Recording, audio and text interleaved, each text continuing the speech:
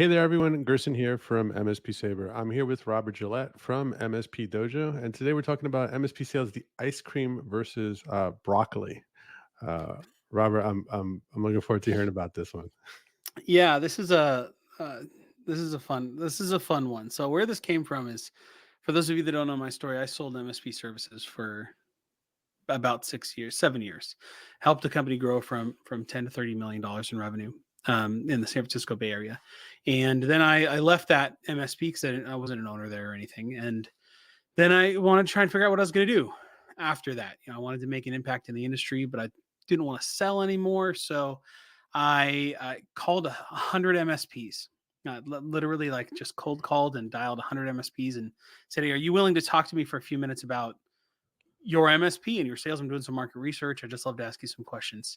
And I interviewed 100 of them over the course of about 3 months, and I learned a lot of interesting things. But two of them were, uh, I think, 87% of them had fewer than 10 sales meetings a year, like with prospective clients.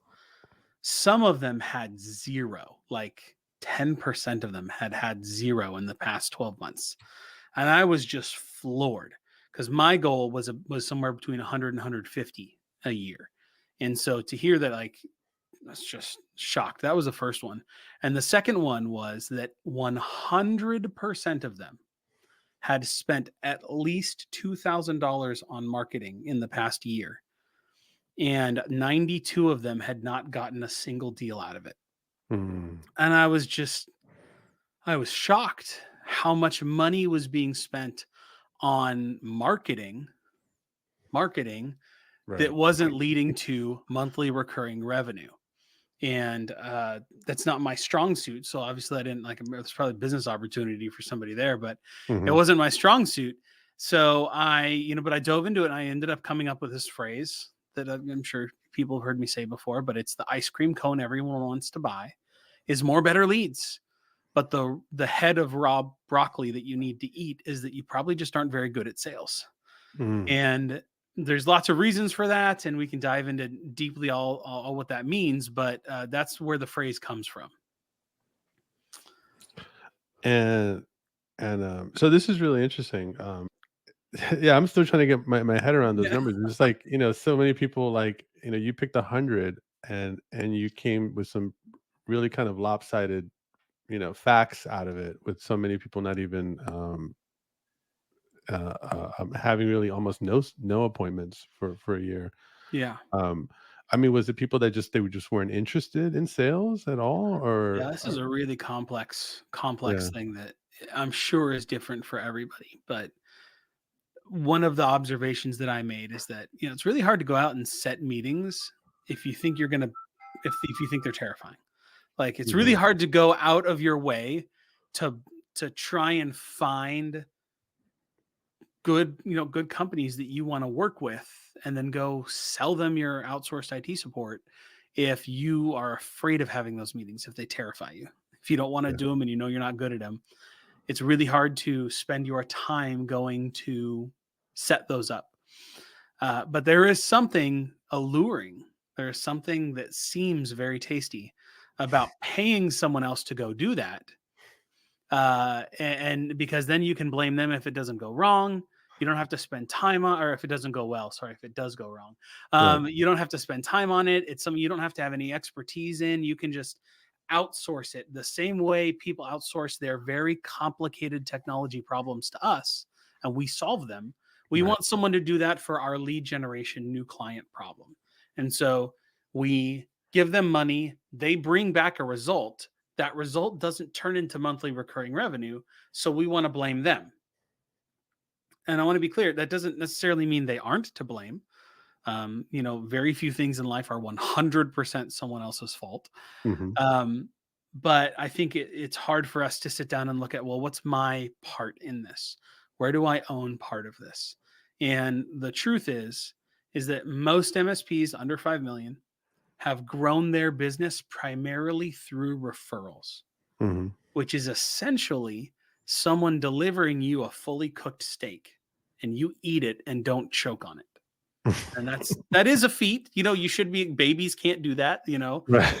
Some people, so there is some value to that. I'm not saying I don't want to be diminutive, like turning someone who's been brought to your MSP when an accountant walks a client directly through your door and says, "Hey, no, you've got to hire them. They work with 3 of my other clients." You still have to sell them. You still have to Right. not choke on it, so to speak. But that's not the same thing as a marketing lead. You can't Mhm. hire a company, generally speaking, that's going to bring you referrals. What they're going to bring you is leads or appointments.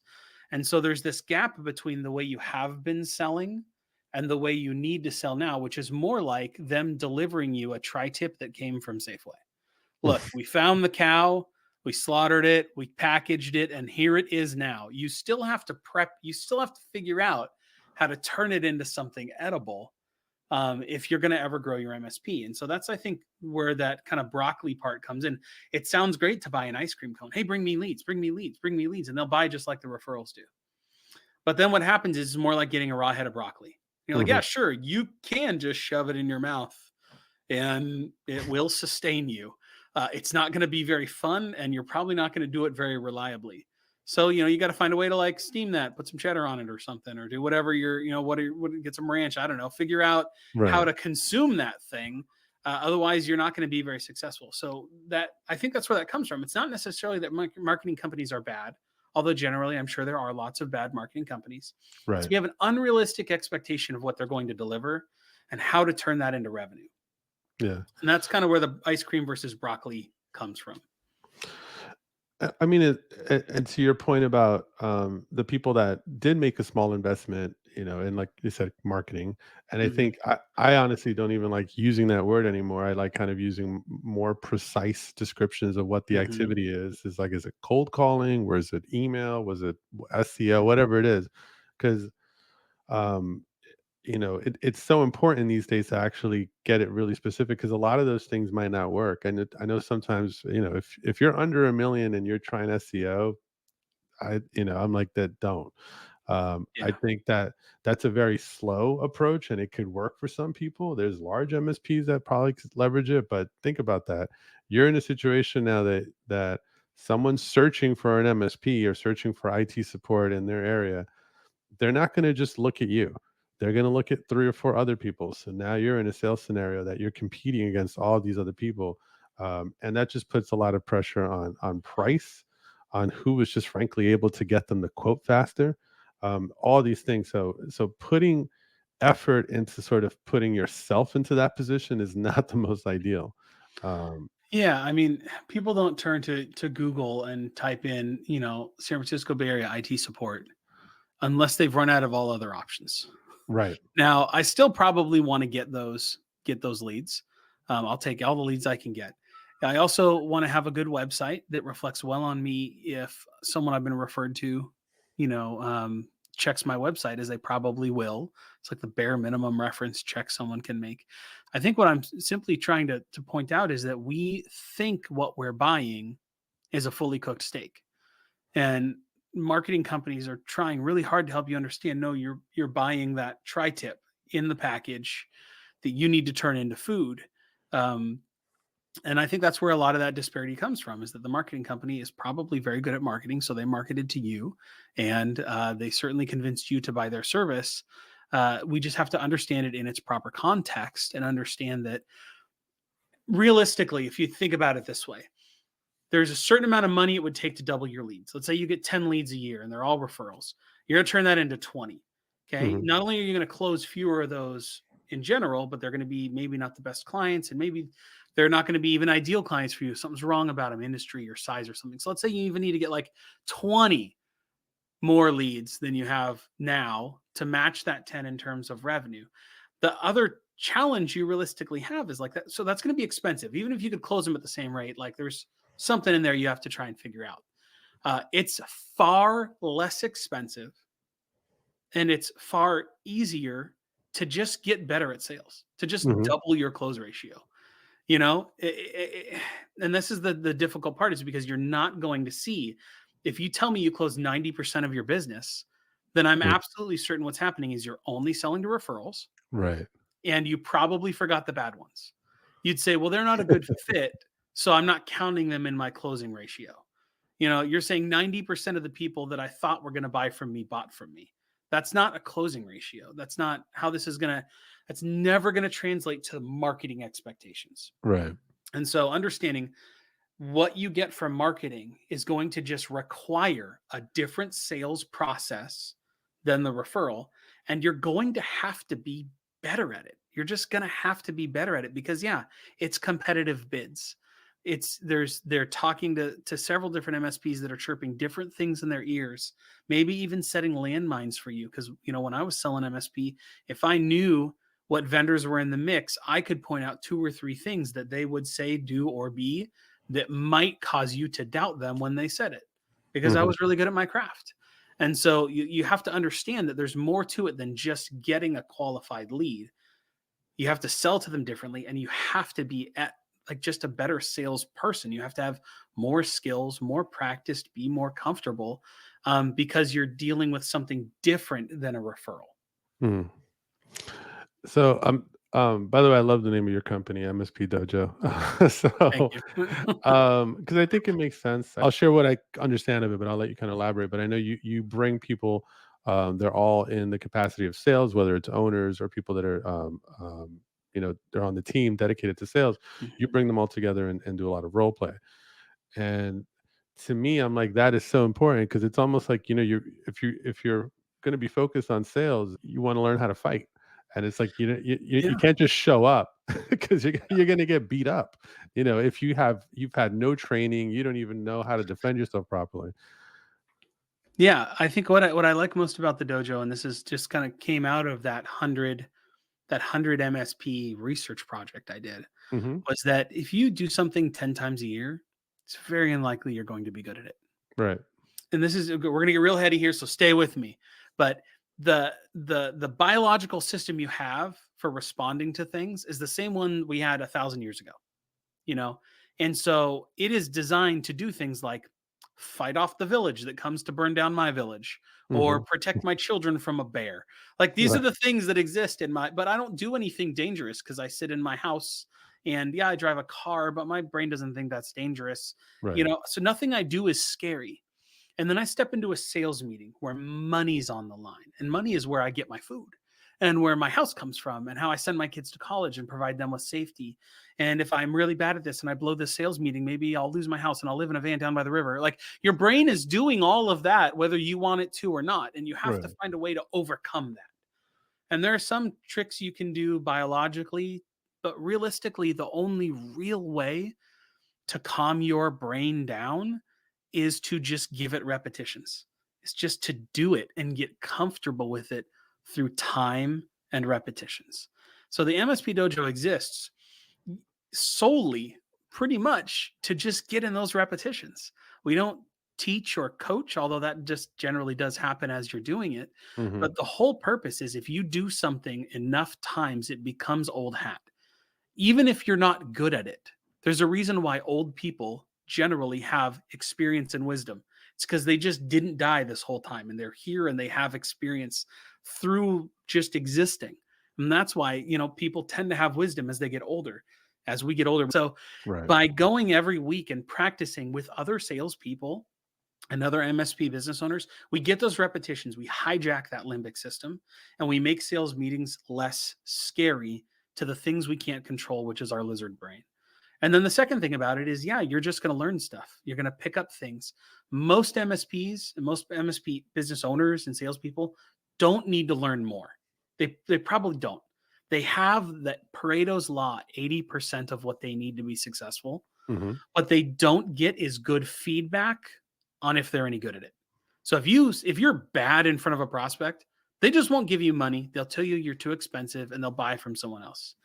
If you're bad with us, we will let you know in the Right. kindest way possible, hopefully, but we can spot where you're bad because we do this for a living as well. And so it's the only place I know of where you can get honest feedback on where you're performing well and where you're falling short in a high pressure, low risk scenario that draws out that same limbic system because you're in front of your competitors and this is a live thing and there's people here. And if you mess it up, it's going to be very obvious. So there's that same pressure. But like if you mess it up, who cares? Whatever. It's just us. There's no money on the line here. Nobody loses a deal. And so it creates a very interesting opportunity to get comfortable with sales that I just didn't see anywhere else, which is why I started the MSP Dojo. No, I love it. And to your point earlier, there's like it made me think of there were times that there was just maybe like a slowdown, and it just and then sometimes you add more pressure to yourself Mhm. just because you know that you are a little rusty. You start Yeah. overthinking everything. So Then you I dust off the playbook, yeah, you get the sweats. The customer says that one thing that you weren't really expecting, and now the adrenaline hits your system. Your heart rate raises, your blood pressure goes up, the blood vessels in your brain literally constrict, and you cannot think. Mhm. Like, that's the part you can't control. Like, there's no amount of training. Even if you've been doing this for 20 years, if it's been, like you said, 3 months since your last meeting, and this is the only one you got on the books, the pressure is real. And Yeah. that adrenaline's going to start pumping, and there's nothing you can do about it other than be practiced, be warm. Yeah. Yeah, and I know. I had a partner and I would record calls, and it was still like, he can't listen to every single sales call. I'm like, Hmm. these are like sometimes, 45-hour-long meetings. Hmm. And it's just like, so and it's also helpful, I think, to have someone else that can give you kind of honest feedback and kind of Hmm. like where you went off the rails, so to speak. Yeah. And it's the honest, so there's the plan, do, check, act cycle. I don't know if you've heard this. It's from the Toyota way, but it's you make a plan, you do the plan, you check to see how the plan went, you make changes to the plan, and then you plan again. Like it's a circle. And Americans are super great at Hmm. plan and do. Plan, do, plan, do, plan, do. We do not check to see if the results are what we wanted them to be. We don't check to see if we ran the plan right. We Hmm. don't reflect on how it went and what could have been better. And then we don't make a new plan. We just do stuff. And so the other cool thing about the dojo is that you get to practice the same scenario multiple times in an hour.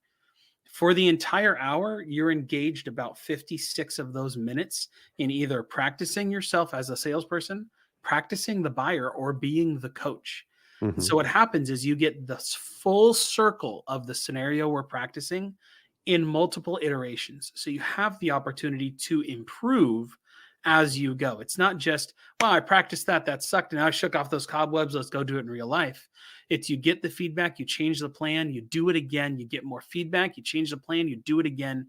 And that's what helps build excellence over time and makes this whole sales thing less, I mean, more of a nothing burger. Like it doesn't need to be this scary, it doesn't need to be this hard if we would just practice and get better. Yeah. And to your point about sort of kind of having like an iterative process that you're continually improving, um, to me, I know what the benefit of it is. To talk to the earlier point, you're scared. You're just really frightened to even go into the meeting. Um, Once you just continually keep improving, that confidence comes in, and you're like suddenly like you're really relaxed, and the meeting actually goes better. So Mhm, to me, I'm like, if you really want the meeting to go better, then you've got to do this to kind of get your blood level like normal. Because mhm, I know for me, sometimes I those first few calls, I just remember I was like, this is not me.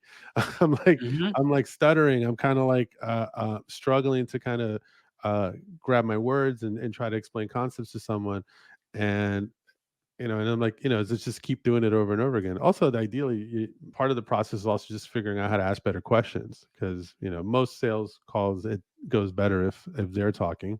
So you really you you really shouldn't be talking that much. You should just be listening for things and learning kind of how to go deeper and really mhm. um, get to the root issue or root cause or whatever. What's really kind of get someone to get to where they're going.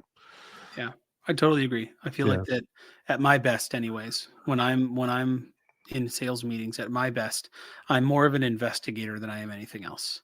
Right. I'm asking questions, I'm uncovering things that don't make sense, I'm asking more questions, trying to understand like, well, if you fix that, what would be the value to you? It is yes about asking questions, but the purpose of the asking the questions is to find the truth. Right. And the truth is going to be hard to find because oftentimes our prospects don't know themselves. Like it's almost like a combination of reporter and therapy for the first half hour, just trying to figure out what's really going on here and how do you really feel about it. And then after that, yeah, it's figuring out, what I prefer to think of it is helping them make a choice. Once I understand what's really going on here and how they really feel about it, then it's how do I help you make a choice? And again, if I work with a good MSP, enough times the choice will be hire my company. But we also have to come to grips with the fact, and this is another reason why marketing is such a bad idea to do wrong. Mhm. It's that there are a lot of crappy prospects out there. There are a lot of really bad prospects that should not work with your MSP, even though they want to. Mhm. They're either not willing to pay, or they're not operationally mature, or they're going to be a huge headache, or they're in an industry that you really shouldn't be serving. There's lots of reasons why a marketing lead might come your way that you really shouldn't work with. And you have to be able to tell those people no. You have to be able to, with confidence, say, no, this isn't a fit. Here's why. Here's what you should do next. And you just can't do that if you need every single one of these to close. You can't do that if you cannot think clearly because your adrenaline's flowing. So this is kind of like a big part of what we're talking about. Why people say they've wasted marketing dollars is that Mhm. they feel like every lead that comes through from this marketing company is one that they should buy. And that's not true either. It's that because it's not a referral, because the person introducing you doesn't know you as well as that accountant who you've been having lunch with for a year. It's a marketing company. That's not their job. Their job is to bring you people that have raised their hand and said, hey, I need help. And it's your job in that moment to say, okay, 80% of you shouldn't give me money. Mhm. 80% of you should do something else with someone else. And figuring out how to learn enough about this to identify that for them and then help them figure out what that is and send them on their way is a huge part of the job. Yeah. Yeah. I to me, it's you made me think of something. Just kind of as you get better at figuring out who's a fit for you and who's not. I remember having a conversation with one of the senior people in our leadership team years ago, and whatever was going on with that deal, it required like just a little bit more technical to come on. I think it was like a second meeting, and we were just kind of having like very kind of a conceptual conversation talking about sales and like is it really needed, and just like is it really needed to even like learn how to approach things with sales, because he was kind of more from engineering background, so he was just like we should just be able to go in there and say what we know how to do. And I was like, and I said, you know what, in concept, there's some parts there that you're right, but the truth of the matter is, from the salesperson's perspective, I need to know how to get better at this to be able to know when something's really going to happen and when it's a really good fit for me. And it's like until I really have developed that skill set, it's like what you're saying. I'm going to be treating everyone like, yeah, like I'm going to figure out like how can I, which is awful when you're in that mindset, convince you to work with me, right? Hmm. And I was explaining to him, I was like, you know what? I hear what you're saying, but for me, it's actually the better I get at sales, the more efficient I get with my time. Because oftentimes, the I've heard actually people talk about relationships, and is like a lot of women, they'll know if they like a guy within like the first 5 or 10 minutes, and I'm like that ends up kind of being something you develop after a while. Is like usually within 5 or 10 minutes of sitting down with a new prospect, you kind of know where it's going to go. You know, and to me, that is an insanely valuable skill. So, a lot of the mistakes that I made early on, I was setting up second and third meets with people that I shouldn't even had a first meeting with, you know? Hmm. And it's so defeating when you don't know what you're doing, and you just, like I had 3 meetings with them and nothing closed, and and you probably even Now they're like ghosting me. They said call them back. They're not calling me back. they're not calling me back. Yeah. I sent them the proposal and and all Yeah. that, and just and I'm not a big it's time fan of wasted. ghosting. I think it's wrong. I'll never do it, or I try not to do it anyways. Mhm. But realistically, if you get ghosted, what really happened is someone told you no and you didn't hear it. Right. Someone told you no at some point in the process, you didn't catch it, and now they've moved on. You haven't. And that's really just about process and confidence. And some people are just going to ghost you because they said it so quietly, almost they didn't hear it. That's inevitable at this point, as well as the world has accepted ghosting. But realistically, that's what it means. And so, um, But I agree with a lot of what you're saying. Yeah. The challenge most people have in sales is that the only asset they have available to them is time. It's the one thing you can't scale, you can't buy more of, you can't really acquire in any way, shape, or form. And so the ability to be able to sniff out, call out, or manufacture the circumstances where people are willing to tell you no loud enough that you can hear it is an incredible skill set. And sometimes Right. that's just about asking really, really bold questions and being comfortable asking really bold questions. Saying, yeah, we're about $10,000 a month. Does that sound like too much money? And having them have a little mini heart attack right in front of you. Like that's an essential part of the job, Right. at least when it comes to saving money or saving your own time so that you're not having those second, third, fourth meetings with people that really said no in the first one, but haven't really figured out how to say it loud enough. Yeah. I know that's a common one too, is about just bringing up money. And to me, I'm Mhm. like, that's part of the whole skill set you really want to learn. Just discuss money. You really shouldn't be having even, I think, a second meeting until you've had some discussion, right, about money and just kind of get a range out Yeah. there. Because then I've spoken to people that they're like, they go down that path and they're like, yeah, we really haven't covered the money aspect yet. I'm like, that's crazy because I'm like, all the time you're investing, you might be passing up other opportunities, that you're spending on this person and you haven't even discussed money yet. Yeah. There's different schools of thought on this from Yeah. lots of different people. But me, I don't think you can ever bring it up too early or too often. For me, I was literally asking them about budget on the cold call. I would cold call a person. 30 seconds later, we're setting an appointment. And then I'm saying, hey, real quick before we go, you're about 40 users. I'm guessing you're spending somewhere between $4,000 and $8,000 per month on your IT, right? They're like, yeah. And I go, cool. Is it closer to 4 or 8? Oh, it's closer to 8. Okay, those are like 6,500, 7,000. Okay, cool. Yeah, I don't know what's included. I don't know if what our price would be, but like this gives me a starting point. And then I would move on with my sales process. And if I go, hey, you're spending between 4 and 8,000, right? And they go, no, we're paying about 1,000. I go, oh, geez. Okay, well, I'm going to be more like 48,000. Is that a deal breaker? Should we cancel the meeting? Because I Right. would rather cancel it right now. If you're willing to tell me, a stranger, under no circumstances will you consider spending within my budget range. Oh, thank God I didn't make the drive out there. What Right. a waste of time that would have been. You know, cool. I'm going to call you back in 3 months. We'll see if things have gotten bad enough that the budget changes. It's just time is the one resource you cannot get more of as a Yeah. salesperson, whether you're a business owner or you're an actual bag carrying sales employee. You just time being disciplined with your time is the job. That is the whole job. Yeah. Yeah. You're so 1,000% right. I mean, obviously you deal with this all the time, but it's just like for me, um, yeah, I remember even like some people from the team, they would be like, well, what happened to that lead? It sounded good the way you described it. And I'm like, nope, it's not going to go anywhere, or at least Yeah. nowhere Not anytime yet. soon. Bad timing. We'll try again in Yeah. 6 months. So yeah, so to be able to kind of have that confidence and not only kind of project that out to the prospect and be like, you know what, I don't think now's the right time, and also let your team know. It might be a little jarring the first few times, but then people start realizing, when you start spending time on leads that actually are going somewhere, people are like, all right, okay, now I see kind of what frequency you're on. Yeah. And Yeah, isn't it kind of like morally good? Like, aren't we treating other people the way we'd want to be treated? Aren't right. we just being honest and upfront with what may be an uncomfortable conversation, but an important one? Hmm. Like, this is the way that we can do sales ethically. It's one of those ways because aren't you wasting a ton of their time if you go through a whole first discovery meeting and then a demo and then they meet your team and then you present a proposal that's 4 times more than they could ever afford because the check would bounce? Right. Aren't you just being unethical with them? So part of this is like we have a responsibility to do this correctly. Yeah. No, I absolutely agree with you. I made the mistake of getting a car about 15 months ago when cars were priced at an all-time high.